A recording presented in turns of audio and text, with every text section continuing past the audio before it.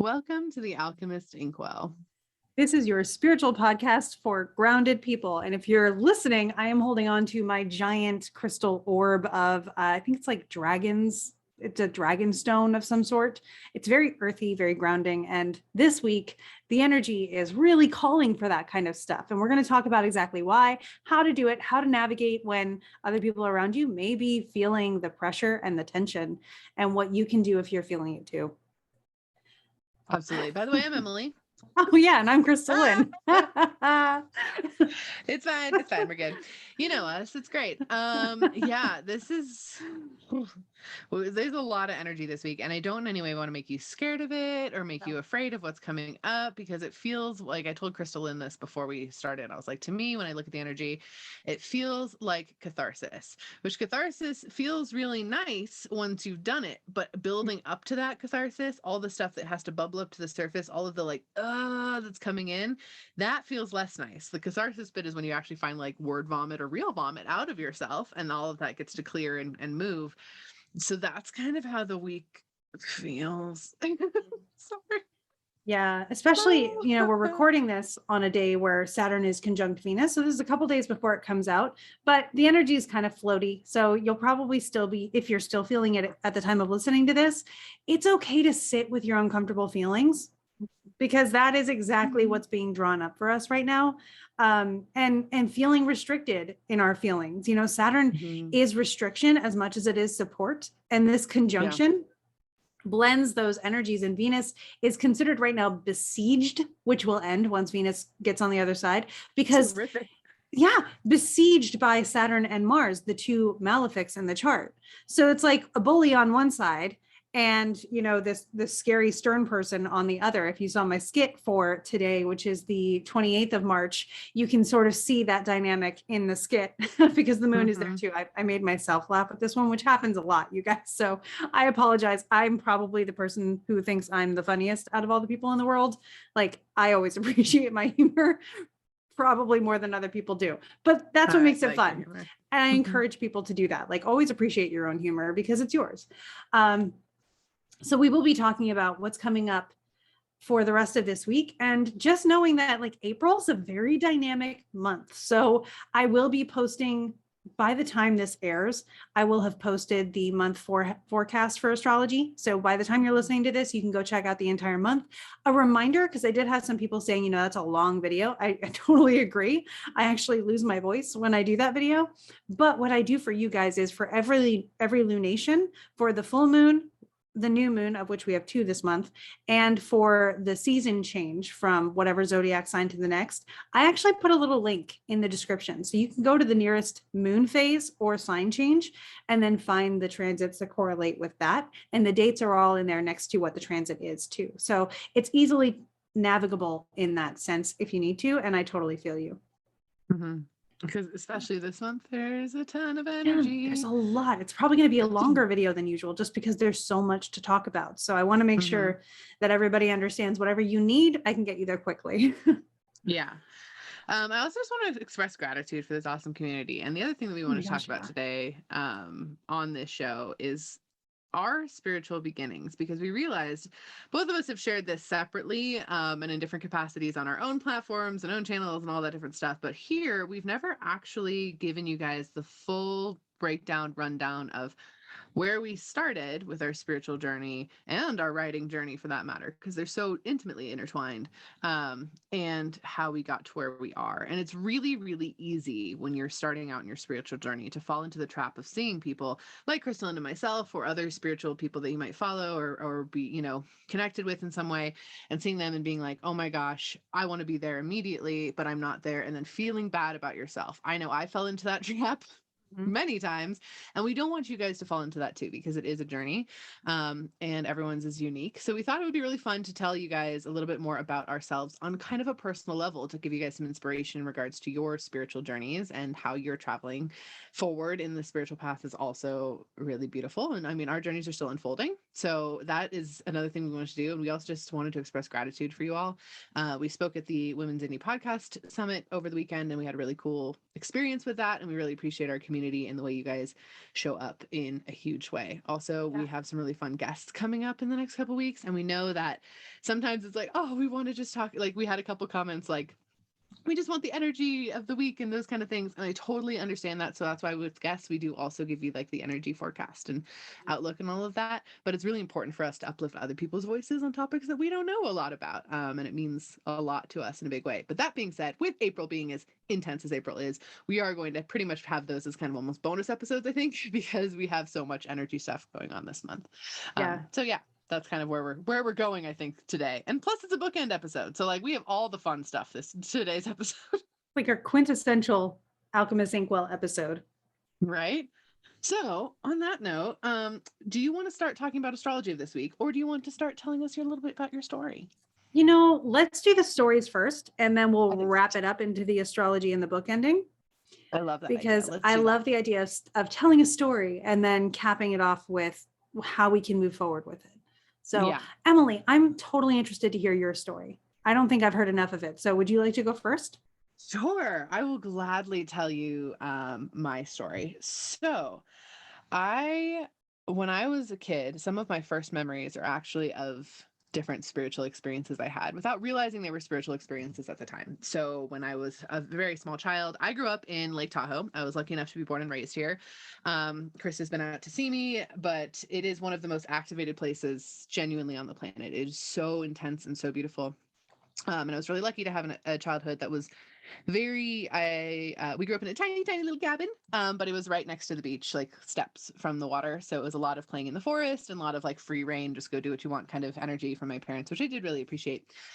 So it took me a long time to realize that the things that I was seeing, sensing, feeling, everybody else didn't. I thought it was very normal. So when I was playing like air quotes pretend games, it was because I was actually like channeling beings, and the pretend people that I was talking to were very much there. Different spirits of the forest, different energies. Like my imaginary friend, who is definitely one of my guides still to this day, was not imaginary, but I just thought that was what everyone else's names for what I could actually see were. I could see them, I could feel them, I could walk into a room of adults and know what everyone was feeling, what was going on. That was always very overwhelming for me. I had my neurodivergency in there, which doesn't necessarily help, but all of that stuff combined was just very, very intense. I had a very strong sense of clairsentience as a kid too. So I would have a lot of like very strong physical reactions to energy, those kind of things. However, I thought it was really normal for like years. It was super normal. I thought everyone was doing it. I just thought everyone had different names for what it was. And then I remember I was like 8 or 9, maybe even younger than that. And I like started to kind of like click that maybe this wasn't what everyone else was going through. I was in the later years of elementary school, obviously, and I was playing on the playground. And I remember a yard duty was basically like, what are you doing? You can't play that kind of stuff here, because we were playing like witchcraft or something. I don't know what it was. And to me, I was like, what? Like that was kind of one of those moments of like, what do you mean play that? Like, yeah, we're playing with these but why can't they be here? They're here anyway. Like it was just weird to me. And it started to the pieces kind of just started falling into place. Like, oh, do other people not see this? Is this just me? And so I got really concerned about that. And I went to talk to my mom about it, because when you're a kid, your parents are gods. And so I went to talk to my mom, and no fault on her. My mom is a wonderful human being. I was also, just keep in mind, raised very, very Catholic. I am confirmed Catholic. I went through all the catechisms. We went to church every Sunday. It was literally right down the street from me. Really open and supportive Catholic church, though I do want to say that. Like my Catholic church was very inclusive and very much not the same experience that a lot of people had in the Catholic Church. And I do want to acknowledge that. Later on in my story, I went to a different Catholic church and it was not that way. But this one was beautiful and very welcoming and very accepting, and just genuinely filled with beautiful people. There wasn't a lot of very bigoted ideas or anything there. It was really a healthy environment. I went to my mom and was like, hey, Mom. And I'm sure I explained this like absolutely like shit, because I was 8. But I was just like, I see these things and I feel this feeling sometimes. It's hard to explain. And I basically like dumped all these things that I was starting to realize was weird on my mother. And she kind of was just like, okay, go play outside. Like that was pretty much her response. And you can tell, from my chart, but I'm a Scorpio moon. I internalize things very, very, very deeply. So to me, I was like, oh my God, my mom doesn't know what this is. Therefore, it's not okay. Therefore, I'm weird for feeling it. And that is unacceptable. So I started the process of trying to shut it down. I was also at that age where like playing intense imaginary games was starting to kind of go away too. Yeah.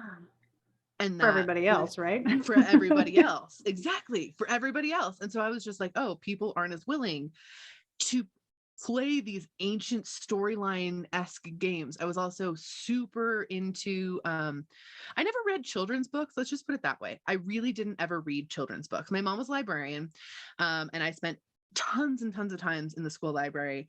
And even from the time I was like 6 or 7, I was like picking up Bill Wallace books, but not the funny ones, like ones that are geared toward like 5th grade boys. I was like, I'm going to read these ones. It's about surviving in the wilderness and like just different. I never really did that. Like my big series that I fell in love with in the 7th grade, mind you, I was 12, was The Clan of the Cave Bear. There is active RAPE in that book often. And I was just ancient stuff. So I was always that kid too, because it always felt more real and more depth and whatever. And like, it was very inspiring, but everyone's trying to shut stuff like that, like those magical worlds kind of down at that age. So I was already like, okay, I'm weird. And I'm 5'10", almost 5'11", and I have been this height since the 5th grade. So it was already like, people were like backing off for me. And that was just an extreme sense. So all of those things combined started to get me to shut it down. And that shutdown process was only exemplified when I moved from Tahoe to Gardnerville in the 7th grade, middle of 7th grade year. The problem with that is I went from a school where my grade had 25 children, all 25 children I had known since I was 2, and I didn't have to be anything but myself. I had no masking basically at all. And up until that point, there was no need for it. Everyone had known me forever. I had known them forever. We had all seen each other at our worst. Like there was no need to mask at all. It was totally fine. I went from that to a grade of 800 plus in one day in the middle of the school year. And I completely shut down at that point. And that started a really destructive pattern of me completely limiting my abilities. And I'm sure you can relate to this, but the second you start to limit your abilities, the amount of fear you have in your natural life is unprecedented. Yep. Everything weird, magical, spiritual that happens to you, not only do you feel like you can't talk about, you also feel like isn't going to be believed, and therefore is terrifying. It's going to hurt you. I couldn't watch scary movies. I couldn't be around anything even remotely like suggestion of spirituality. At the same time, I was moved into that other church, which was good. I also have gone to multiple funerals in that church, and every time there's a funeral in that church, I'm just like, why are we here? This is bad energy to be put to rest in. It's really, really not good. And so everything was just kind of sitting on top of me. So from the time I was basically in middle school to the time I was about a junior in high school, I was completely doing everything humanly possible to shut it out, which of course didn't work. Like you either can shut it out totally and like then you want it's a struggle to get it back in a big way, or you try to shut it out and it doesn't work and everything is just like really painful and icky. And that was kind of the space I was in. And it's rough, right? Because you're trying to shut it out, but it's trying to level you up. It's trying to get your attention. So it's only going to become more prominent as you try to avoid it. So that avoidance and the fear that goes along with it. Yeah, totally. And my guides, I can look back at it now and just like see all the times my guides were like, no, do this. And like, I know them and we've had conversations about them and I like about those times and, different experiences I had in high school where I was so incredibly protected and different things that like, I should have died. I was not, I just to be openly honest, I did a lot of drugs. Let's just put it that way. In high school, I did a lot of drugs and I got a lot away with doing a lot of drugs. Period. And it was not always great situations and I wasn't always very smart about it. Anyway, I was never a kid that drank though, because to me that shut off the spiritual stuff. Doing the different drugs that I did, which was never any necessarily hard drugs, but the drugs that I did would open up the spiritual stuff and other people would want to talk to me about it. And that was like, yes, I can be myself for like a little bit of time and other people are going to be receptive for it, like about it for like a little bit of time. And that was so relieving. And that was literally what I was doing it for, is because I just wanted to get to exist as a person for a little bit of time. And it was really, really nice. And that being said, I also kept myself excruciatingly busy. I was an honor student in everything. I worked full time from the time I was 16 on. I haven't ever really stopped. But yeah, I had a full-time job through most of high school. I managed and ran a painter and pottery studio, which was really fun too. And that was great. And then I opened up a nonprofit one. It was the whole thing. But anyway, so I was doing all of that stuff to keep myself as busy as possible so I didn't have to deal with my own energy. And then I lost a bunch of friends junior year. And not lost a bunch of friends and they didn't talk to me, they died. My swim team, in a period of 2 months, we had 2 people die. And it became one of those things of, I can't block this out necessarily, which made me way worse. To the point where my senior year of high school, I was having my mom sleep in bed with me almost every single night because I was so afraid of ghosts, because they were actively talking to me. And my sweet mom, again, she didn't know that was why. I just was terrified. And I was like, I need you to sleep with me. So she was. What would happen is I was having nightmares. I was being communicated to by ghosts. And so Hope, my main protector guide, would wake me up by shaking me. So I would actively wake up being shook physically, and then I would freak out. Doesn't mind. She was protecting me by doing that. But to me, it was like horrific. And that all that ended up landing me in a severely abusive relationship.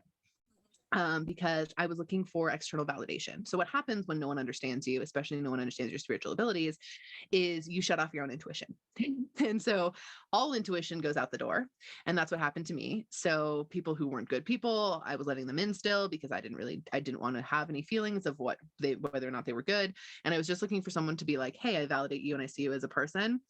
Because I felt like I couldn't have that because all this spiritual stuff was all shut off. And that's what landed me in the really abusive relationship, right in the middle of my senior year. And it was horrible. Also, this whole time, just to touch on it really quick, writing was my escape, which is how I became a writer and how I became an author, because that was the only place I could be magical and people would get it. So that has always been my escape forever, which has been nice because that's always been really supported by my parents. But anyway, I was with him for 4 years. And in that time, it was fight or flight the entire time. There's nothing, I guess it was probably it was the end of my junior year that we really started getting into a relationship. And then I was with him for 4 years. And yeah, that triggered my fight or flight the whole time. So it's impossible to be magical when you're in fight or flight constantly. It just doesn't work. So my intuition basically was entirely shut off during that period of time. I had 2 kids. I was a teen mom. I am a teen mom. I guess not anymore, but I was at the time. And looking back again then too, like my guides were very concrete. My spirit guides hated him. One time, one of my guides threw dishes at him. It was great. I thought my house was haunted every time. My house was not haunted every time. I was very certain it was. I was like, oh my God, there's ghosts here. It was totally just my guides being like very present and trying to get him to go. A bunch of horrible stuff there. Finally left him. And when I left him, got back on my own feet again, I realized that I had kind of run out of things to be scared of, that I had been scared for so long and all the worst possible things that happened to me, that I was like, I'm going to open up my abilities again. And the problem with that is, even though I wanted it, it didn't work because I had blocked it off so much that I absolutely couldn't open them up again. So I spent years basically getting acquainted with them again. And I had done like tarot stuff in high school and like started to do like, again, was in these spaces where people wanted to listen to me because they were in an inebriated state. And so I was starting to like let that stuff open again in that zone. And so it was like getting in touch with that again. I actually got in touch with my guides, which is a kind of longer story, but you know, my protector guide, things that happened to really lead me to open up. And after reading like, I don't know, hundreds of books, multiple certifications and multiple different things, all these different things, I finally was able to realize that for me, the kicker was it needed to be fun and it needed to be simple, because I couldn't handle spirituality if it was just another thing that was going to be hard that I needed to work at. And so that's why now I do everything very simply, very openly, very like, hey, let's teach you how to do this in the easiest way possible, because that to me is alignment. And yeah, so it's kind of grown from there. But that is like very, very nutshell, didactic version of what happened. Yeah. It's amazing. There's so many parallels. I'm constantly like, our astrology shows that we have amazing synastry, but even in the parallels in what we've gone through, it just constantly surprises me. And I honestly think, knowing your astrology, as you mentioned, you have that Scorpio moon, but you're a Libra rising. That Scorpio moon is in your 12th house. That is in an untouchable kind of place for you. So the fact that you reached out to people in order to be able to sort of ground yourself and say, like, I can't touch this, so I need someone here with me that can witness with me. I honestly, for having little to no guidance externally from yourself, I think you did a fantastic job navigating that journey. Thank you. Yeah, it was an interesting part. And this is the thing I always recommend for people too, is like discovering how, like, what it feels to be aligned for you, or when something's in alignment for you, is the best thing you can do for yourself spiritually. Because if not, you're going to take everything that everyone says is truth, because you aren't going to know better, because you're just starting, air quotes on both of those things. And so if you understand that your alignment is really what dictates what is truth for you and what's going to work for you, it's going to change everything. Because, like, I mean, I read books by everyone. I listened to so many different podcasts, like all these different things, just to try to open up. And really the end game was like, honestly, none of it really was what I needed. I needed to just have fun with it and take the pressure off of it and do what felt good. I spent a lot of time being a Hellenic polytheist during that time. Again, ancient stuff really felt good. Turns out one of my guides is a Greek deity that I was always very anchored with. And it's super important to me, which is why I was so drawn to that. And I get that now. And I take that foundation. I'm not a Hellenic polytheist anymore. Definitely polytheist, but like, in no way, or in no way is it the same as it was. But it was just like trying and sampling out as many things as I possibly could, just to discover my own alignment. And that is the single best thing you can do for yourself spiritually, is to just like go to a buffet and try all the food and see which one you like the most. And if something gives you food poisoning, don't eat it again. Yeah, exactly. So yeah, now I've been, actively practicing this in kind of a professional sense and a very deep spiritual sense for like professionally, like 6-ish years dabbling, but like actually working on my own gifts and abilities since, like I said, since I was in high school and was in those spaces where people would listen, which was forced, but hey, it worked. And that's what I had to do. So yeah. Now we live in a space though where we can actually talk about this. 10 years ago, 15 years ago, not a chance. You could not. Like, there was nowhere you could talk about this space. It was like, I remember seeing Sylvia Brown on like some daytime talk something when I was in middle school and being like, oh my God, there's someone that speaks about this openly. Like, no way. And I would watch her like insatiably before my mom got home for the day, and they would like turn her off immediately so no one could see that. And I think that anyone who has a spiritual inclination has some version of that type of story of like, someone is doing this stuff, and it's different from like, oh, that sounds cool, or like, I like ghost investigation shows. It's this feeling of like, someone is like me. It's that representation in media space.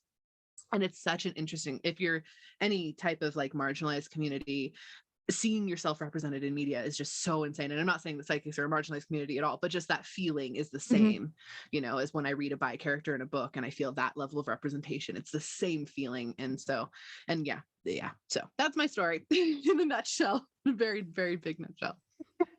Yeah. Yeah. So, and again, writing took me through all of it, understanding that channeling was writing a lot. During a lot of that time, I was a ghostwriter, writing books for other people, writing my own books on kind of on the side. And it is really what healed me, and definitely what came out of that abusive relationship was being an author in a real capacity. And I'm super thankful for that, because if not, I think I would have lost my mind. Yeah. I get that. What is your story? I know there's so many parallels already, and I'm really excited to hear it all the way through too, because we bounce off of each other across the country at exactly the same times, and it's so weird. It is the coolest thing for me. It is a from birth thing, especially recognized in hindsight. My weirdest thing, and this shows up in my chart too, my astrology mentor, Larry, always points this out, because I also have a Scorpio moon. However, mine is conjunct Pluto and my ascendant. So my first house, like first and foremost, this is how I see and greet the world. So I have been hyper aware of death since before anybody explained it to me. And I would, every time to this day, I'm 30, almost 32. And every night there's this awareness of death that I just sit with as I'm trying to fall asleep. And when I was a kid, and sometimes still now, that would bring about anxiety attacks. So I was the little girl who was running, screaming out of my bedroom, telling my parents I didn't want to die. And they're like, who told you what death is? So that was most of my childhood, which really kind of cued off to my parents, like there's something different here, I guess. And then my experience with masking actually didn't come from that. It came from I learned to mask on my first day of preschool, because when I was dropped off at preschool, it happened to be the end of playtime, and they played a song that was supposed to cue to everyone that you clean up. And I was not aware of this. So I sat down and just started playing on my own, as I was kind of used to. You know, I had my own world that I kind of lived in. And someone came over to me and they were like, this is the cleanup song. You're supposed to clean up. Are you stupid? And so I learned not to talk. First experience. And so I always stood out to teachers because I would excel on my schoolwork, because I would have dialogues with guides and whatever sources that were external, through learning and through associating. And, you know, letters to me had personalities, numbers had personalities. So it was how they all worked together that helped me learn how to spell and count and all of those things. And then throughout school, I only just kind of thrived in my own world, having occasional best friends, and then that best friend would leave and then a new best friend would come in or whatever in the real kind of space. Everything else was me on my own at home, playing in my own mind. The names of the characters would change, but there was always somebody hanging out with me, and I was content with that for the most part. And then when I was, I think, 8 or 9, I lived most of my childhood with these weird episodes, didn't know what they were. My parents tried to get them diagnosed throughout my childhood, but I hadn't recognized that there was this process going on until it got really bad when I was 8. And I got diagnosed with, here's a Google it for everyone, Moya Moya, which my principal at the time thought was either a Hawaiian island or a Pokemon. And really, it's a Japanese word that means puff of smoke. And it's a neurological progressive disease or syndrome that just closes your capillaries in your brain. So I didn't have circulation to my brain. And we knew this because we went to a doctor's appointment and came home, and on our voice message machine, because there were no cell phones at the time, there was a message that said, come back. So we had to go back, and I needed brain surgery at 10 years old. And this ended up being somewhat of an activation for me, because I did end up dying during that surgery. But it was before this that stuff started getting really interesting, because we were also, I grew up in the Protestant church, and we were very involved. And so when we realized that Krista needs surgery, there was this prayer request, and I was on prayer lists throughout Canada and the US, but there was this woman in our congregation that said, hey, I'm doing this sort of prayer energy healing kind of thing. It can't hurt, it can only help. What if I work with her before her surgery to help her sort of energetically and spiritually prepare? So I started learning what she called therapeutic touch. And she taught me how to meditate, how to center myself, how to send love to people, how to see and feel energy, which ended up being something that I could just recognize that I could do. So I was starting to be able to move energy around and all this stuff. And so right before I went into surgery, people were talking to me, and I had this sense of calm, and I was like, I'm going to be okay. I'm going to be okay. Because it was one of the first times that I recognized I was talking to something. And so 10 hours later, I wake up to find that I had died during surgery. And ironically, at the moment I died, this woman who was teaching me energy therapy was in an airplane, got this overwhelming feeling that I needed energy, wrote down in the book she was reading what the time was, and sent me energy. And it just so happened to correspond with the moment that I came back unassisted.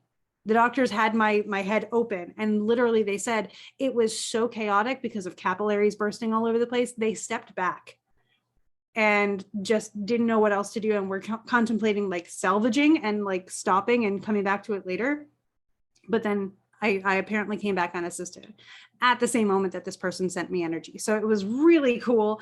And that was when I was like, okay, something exists, right? But then I started questioning, because of my faith, I didn't want to be a bad person of God. It wasn't even necessarily religion, but just my connection with God that I felt was important. I didn't want to mess up. So I rejected for the longest time any psychic ability, things like that. My dad watched John Edwards. That was my representation.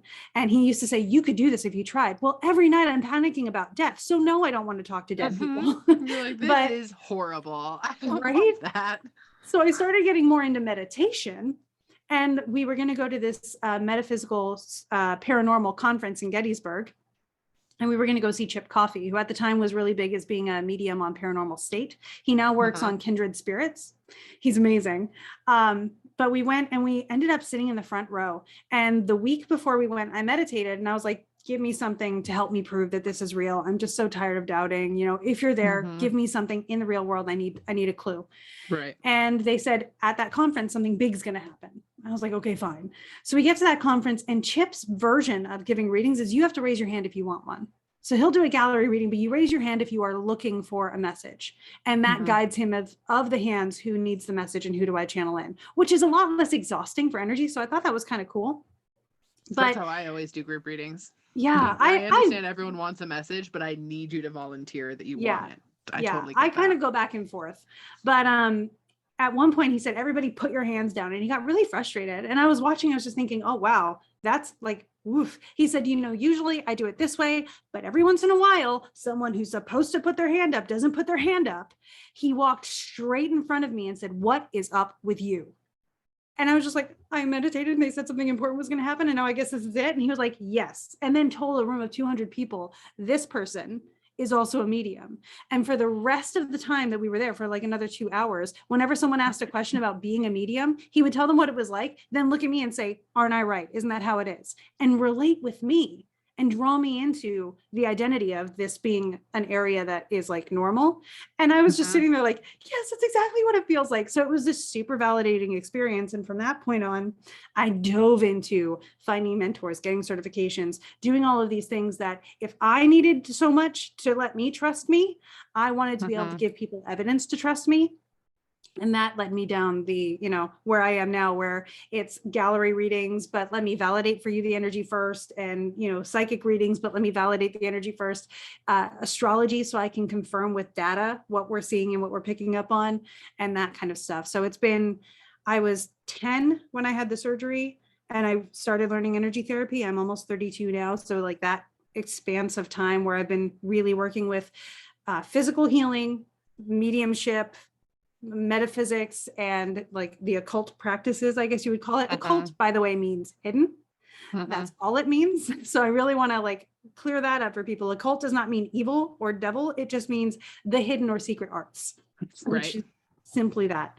So that is, you know, and it's very Scorpionic. I understand everybody's out there like, oh, well, she's Scorpio rising with Scorpio moon and Pluto. Yes, absolutely. It's in the chart. There's evidence for that. Huzzah.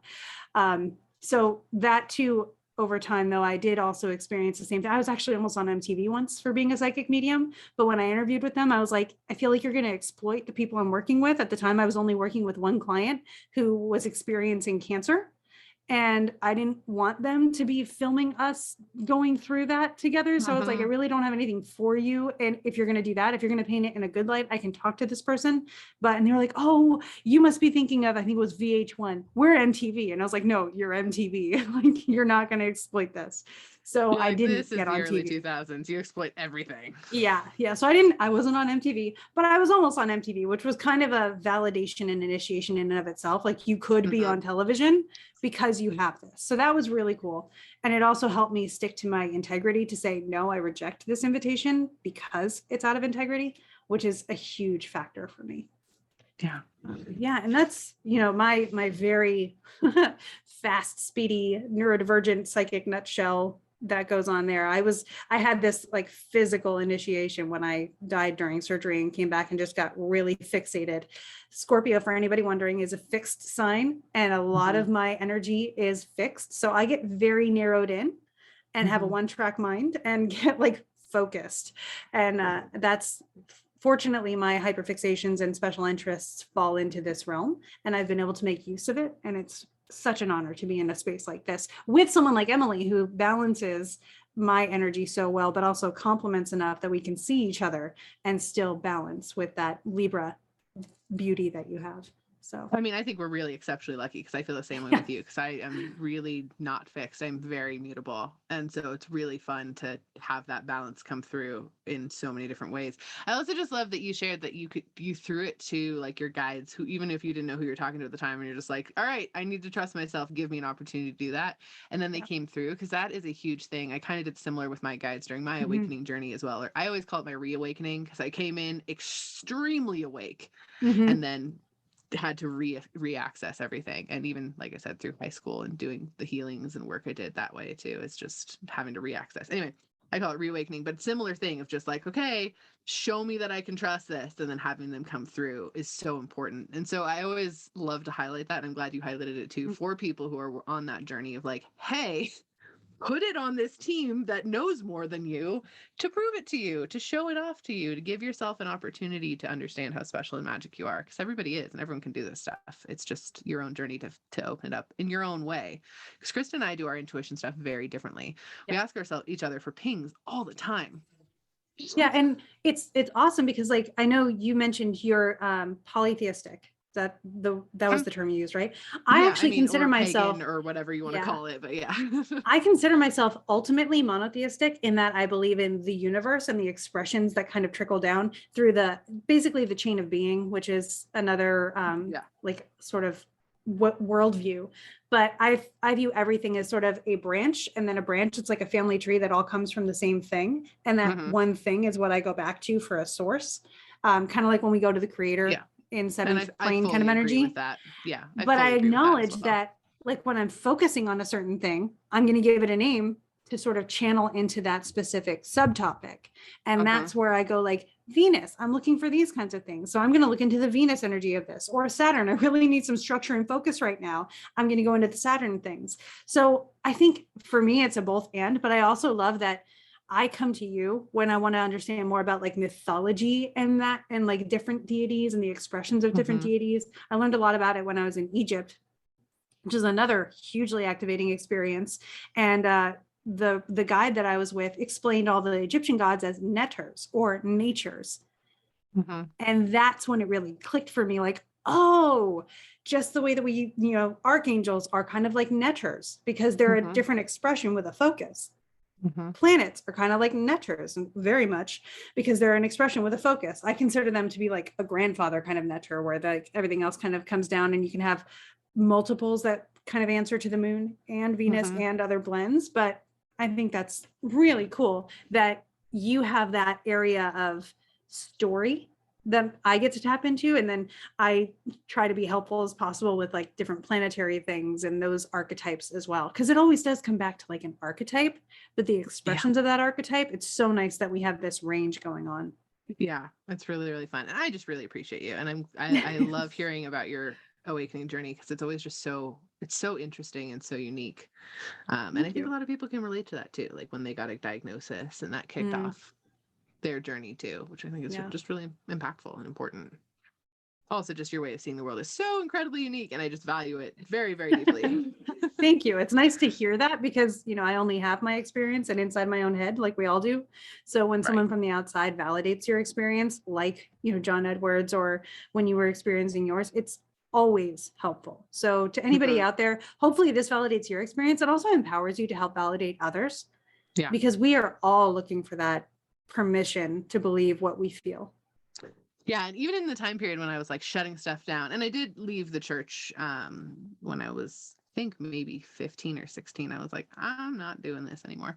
But during that time period too, it's even then, even still, I was still like intrigued by these spiritual things. That was when I was still, watching the psychics on TV and being like, oh, like I wish I could do that, knowing I could, but like that level of like honesty with it. So anything you're drawn to, anything that's always kind of called out to your heart, even if you were scared of it, even if you want to put it to the side, even whatever it is, that is stuff for you. And I just want to like always highlight that, like, that is stuff for you. I went to college and majored in archaeology. I did not finish. I had a baby during my first year, whatever.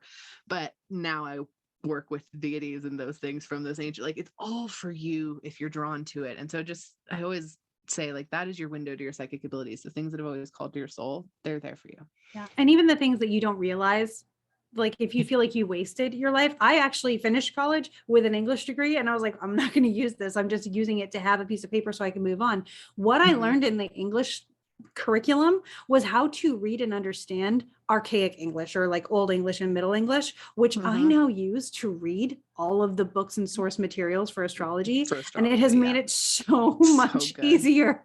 So like it worked. Like I was always going to end up here, and I got everything I needed along the way, even when it felt like I was totally off track.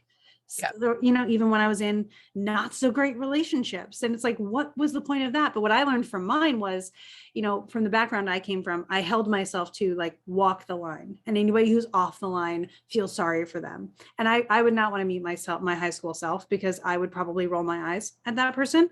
But from where I am now, it's like, I wouldn't do that experience again, but I'm so glad it happened, because it taught me to stop judging. It taught me you have no place to judge after what you've been through. You would be judging yourself very harshly right now.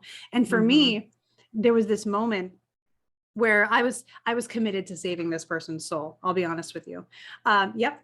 And, and one day we were supposed to spend the whole day getting to know each other again and getting back on track with our relationship. And I don't know why my phone's going off right now, but you know what that usually means to me. Yep. So, but we were going to go to my parents' house really quickly first. And I saw my dad at the grill.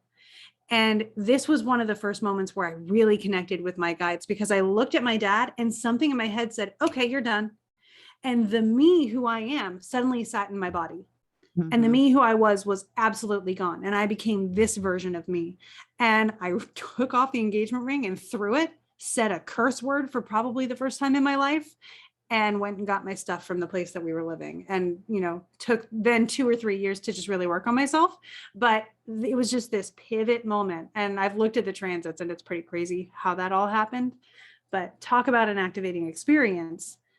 Even when it's something that you really wouldn't wish on someone, but since it happened, it was a lot of learning in a short period of time for me. And I'm grateful for the result.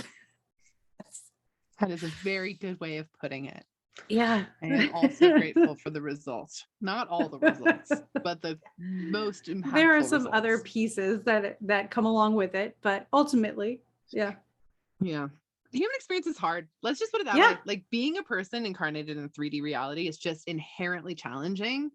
Doesn't mean it has to be bad. And challenging doesn't mean bad. And I highly encourage you to like disconnect that. Hard doesn't mean bad either. But like, sometimes just being a people is a real mission. So validate that too. One of my favorite affirmations is, I overcome obstacles with renewed inner strength, because that's the inevitable part. It's inevitable that if I'm in an obstacle, I'm getting stronger. That's why I like to call it my training montage.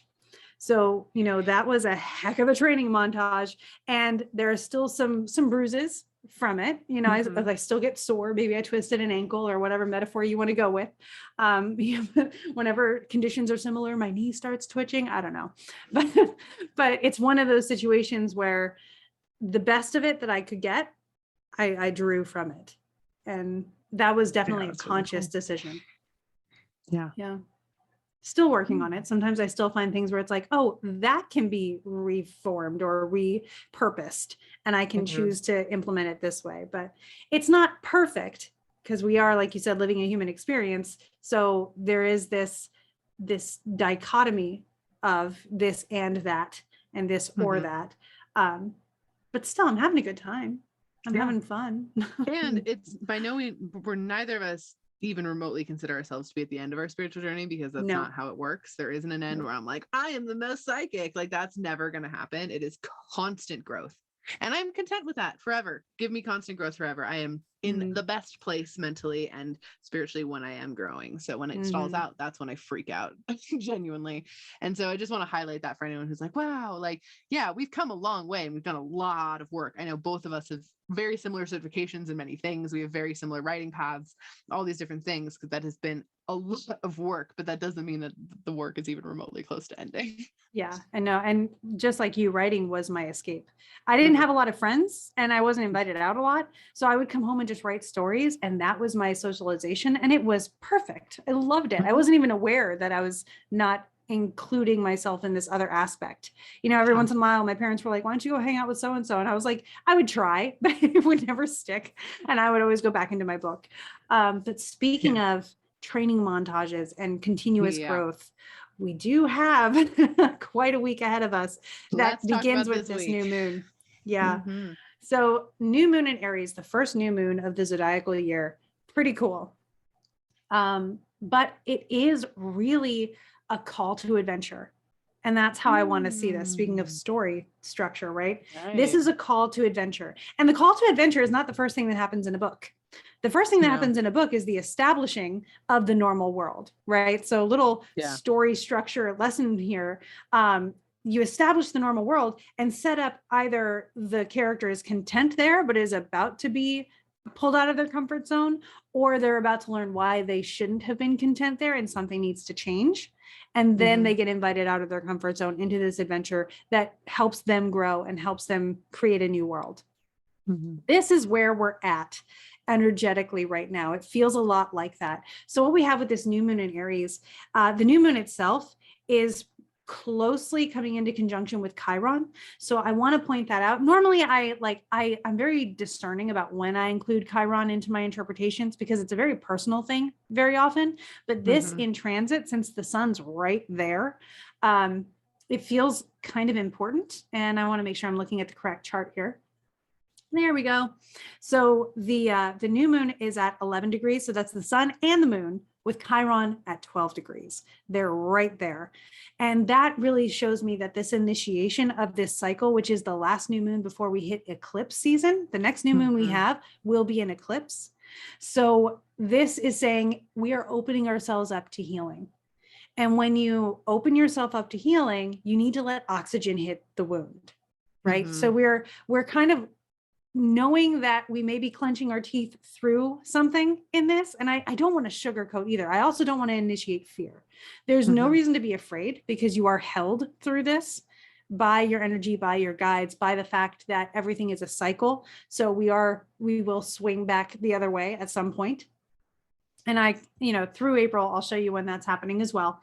And there will be, like I said, the April overview on our, YouTube channel on the Alchemists Inkwell YouTube, where you can check this out. And I will go into the nitty gritty of every little thing going on.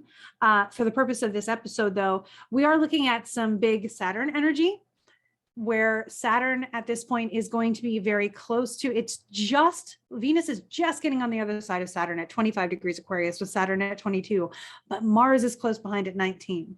Now, Mars and Saturn are the two malefics of the chart, and that's simply holding the space of the denser energy. Let's put it that way if we want to keep it as neutral as possible. Saturn tends to be restrictive, holding structure, setting boundaries, and holding rules, right? Mars actually is the aggressive, wanting to get things done, kind of barreling through things energy. So when you put restriction and that explosiveness together, what the way I've been feeling it is it's like a bowstring that's pulled so tight, and Saturn is holding it so tense, and Mars is coming in, plucking it. But it's so tense that if you pluck it, there's going to be a repercussion. It may snap. And I feel, especially since Saturn is in domicile here, it's Mars is not. Mars energy. I'm sorry, that's so funny. What a good analogy. It's just an instigator kind of energy. Oh, you want this bear to be poked? Okay. But Saturn's the bear, right? And the bear is in the bear's cave. Mars is the one that wandered in. Exactly. So Saturn ultimately seems to have the upper hand here, but Mars just isn't thinking enough steps ahead. Very impulsive. So it seems like a breaking point of pressure. I also get the sort of the teapot, which has built up so much pressure that now the steam has to come out in that space. So this is a steam releasing from the valve, healing on the horizon, but you may be feeling the buildup of that pressure, saying it's time to go into stillness. The new moon is dark, right? The moon is overshadowed completely. The next new moon is going to be an eclipse, a lunar eclipse. So the moon will be even more overshadowed. So that's just this dark healing period. Darkness is not scary or fear. What we're afraid of is vulnerability that comes along with being in darkness and sitting in that. So one of the things that Emily and I talked about before we jumped on was sitting with your feelings. Which is something I can see actually happening in headlines around me personally. Venus conjunct Saturn really was saying, hey, my emotions are at the end of their rope and they are also snapping a little bit. And I'm going to hold some boundaries. And Mars is still included in this. So there may be some aggressive expressions of this energy that comes out. Will Smith. I don't like to name names because I'm sure everybody has examples out there, but yeah, that was archetypally on point. And if I did look at the charts of the people involved in that incident, and they were very much associated with Chiron and Mars and situations like that too. It's just one of those things where you can succinctly say, like, look at this headline, this is this energy, which is why I call it out, because it is such on point. The mundane world saying the quiet astrology part out loud. Yeah. Yeah. So one of the affirmation I recommend for this is I release all stress to create space for healing renewal, and do that through physical stress relief. Get a massage, stretch, do these things that really, a new energy release technique I learned this week, which seems appropriate, is I was releasing negative beliefs while exercising. And it just so happened to be a stretching exercise. So as I would do a stretch, as I was feeling the stretch in my body, I would let that stretch feeling be the release of the limiting belief. That's another way that you could do it. Take a walk, take up boxing. I'm Mars ruled. I do have a boxing bag. I actually love boxing. And there's a reason for that. It's a nice outlet that I can express myself, lean into feelings, frustration, anything that's going on. And I can use the physical connection as a way of representing that in all fields of energy. And again, at the same time, we do have the sun will come to conjunct Chiron later this very same day, followed by transits nearly every day this week until our next episode release as well. So we have transits almost every day up until the 20th of April, believe it or not. So it's a very, like, it just keeps rolling. So the 2nd of April, the sun, which is exalted right now in Aries, will conjunct Mercury.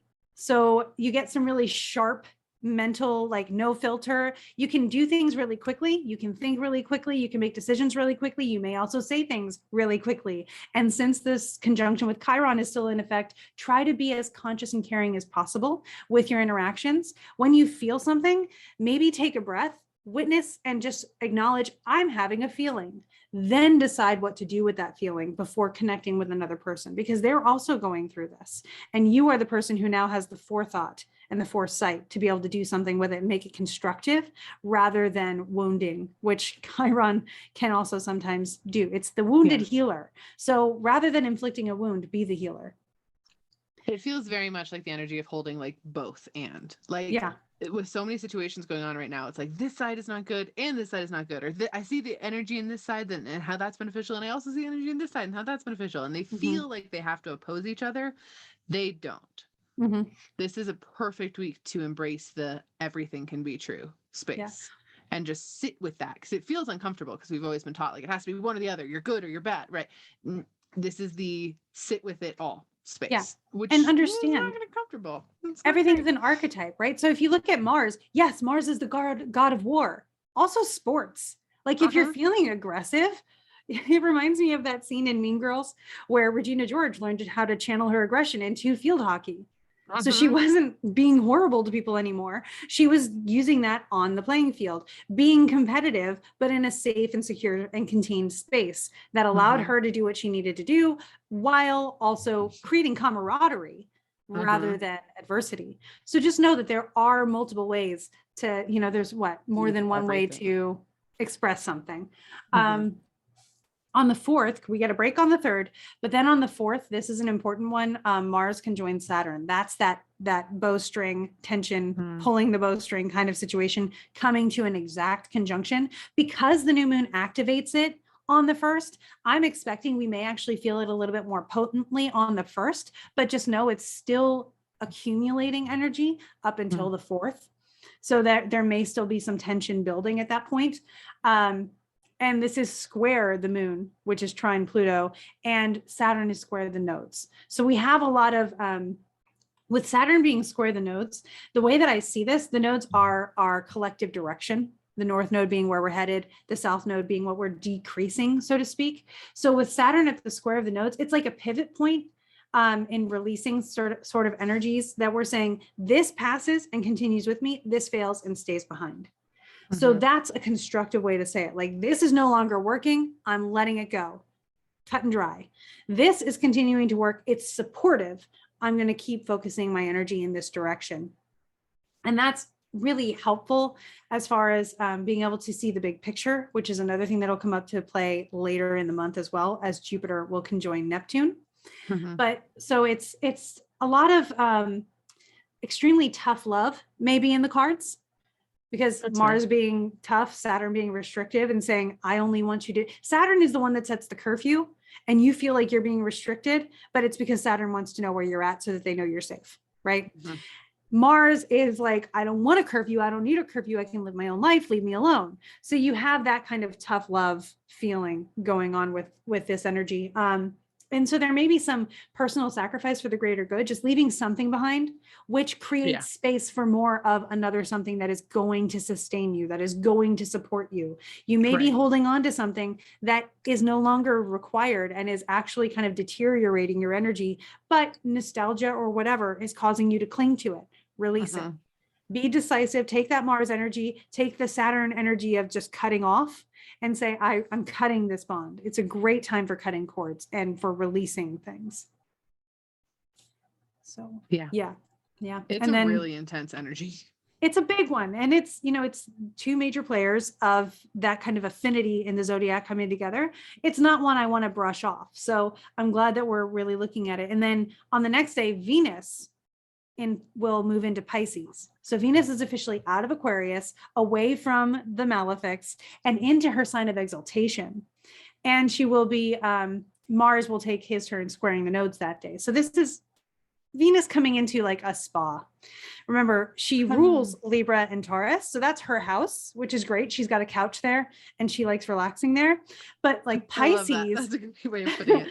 Pisces anticipates Venus's arrival. Pisces made up a guest room for Venus and is like giving Venus the mini fridge and saying, hey, all expenses paid, really treating Venus. So this is the moment to breathe and to sort of recover and relax and de-stress from anything that may have been going on. The song Daydream Believer comes into my head where you get to finally cheer up and you get to be the daydream believer because we have that Neptunian, Jupiterian, spiritual energy of Pisces, and it's peace. Pisces in its highest expression can be very peaceful and still.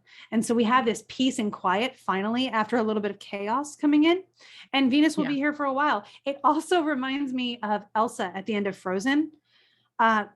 At the end of Frozen, where Elsa freezes all the snow around her and just creates this still, quiet space, even though everything feels devastating, she gives herself this almost mental palace among all the chaos. Everything's frozen. People are watching, but she takes a moment for herself. And that stillness, that profound stillness after a bunch of chaos and wind and all this other stuff, just feels like what we're kind of entering into as Venus comes into this moment, while Mars is saying, hey, take it or leave it with the stuff that we're moving through right now. And that leaves us with just Mercury sextile Saturn on the 7th. And this actually, Mercury sextile Saturn creates opportunities. So this is kind of neat where you have the opportunities to apply new rules to high level future sight perspectives. So you're looking ahead, planning ahead and saying, I see what I want to do here. Here are my steps that'll get me there. And it's a lot more like creating your goals and to-do lists for a long-term project and accomplishing small goals now that will result in compound effects later. That's the end of this week anyway. Yeah. Deep breathing, everybody. Deep breathing. Genuinely. Comfort items will be huge. Yeah. Schedule yourself some spa days. Right. Wear your Snuggie. Cuddle your dogs. Real quick, because we are right at the end here, but I just want to make sure we get our bookend in. So what have you been reading this month? Okay, so I dove into an audiobook that is 24 hours long. I am reading Warbreaker by Brandon Sanderson because he released these announcements of new books that may be coming out in that universe. So I was like, got to get into the universe. I'm about 2 hours away from the end. We're at the climax and the resolution is coming. Overall, my impression of the book is really amazing world, some awesome characters, but you could tell the book was released in 2008 or 2009 because culturally we've shifted away, and the female characters for the time may have been considered empowering, but for now I find myself rolling my eyes and being like, oh, well, they're only literally, there's a line in there. It's like, she's only good for her womb. Of course she is, because it was 2008. And I think you mentioned to me that Sanderson has since said, I wish I would have done better with that. And so I'm not holding it against the author at this point. And I'm finishing the story. It's not a DNF by any means. but it is just sort of like, well, hopefully now that that's out of the way and we've established the characters enough and given them more of a purpose, more of a drive, more of a motivation, in any books that continue from here, it'll be nice to see them evolve from that. But overall, the story, the world, the magic system, naturally, Sanderson, fantastic stuff. Yeah. I have been so behind on my reading goals. I'm just going to throw that out there, which is frustrating for me, but Weston's now home all the time, which is awesome, but makes it harder for me to read or listen to anything. This month I listened to City of Copper by S.A. Chakraborty. I think that's how you say their name, and I apologize if I butchered it. It is a high fantasy. The world is so cool.